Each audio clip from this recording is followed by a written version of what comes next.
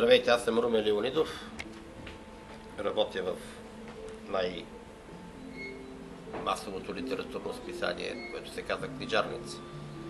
Книжарница се издава от lira.bg, което означава литературно-рекламна агенция.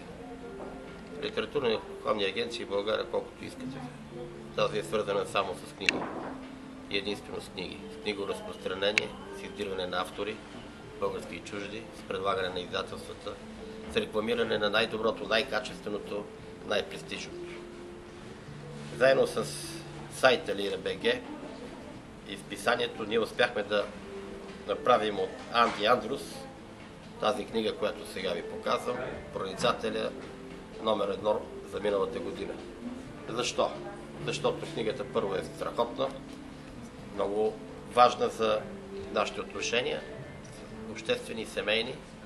Това е една история, разказана по-американски, точно, ясно и категорично, но не и по-холивудски.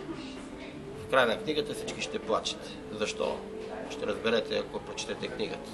Но благодарение на Книжарница и на lira.bg, благодарение на радиото, което се слуша само в веригата Хеликон, тази книга, Проницателят, уби рибата в българския пазар.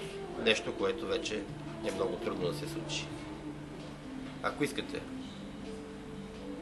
ако повярвате и искате същите резултати, обърнете се към lira.bg, сайта, имаме телефоните, имаме имейла, заповядайте, ще ви помогнем да станете известни.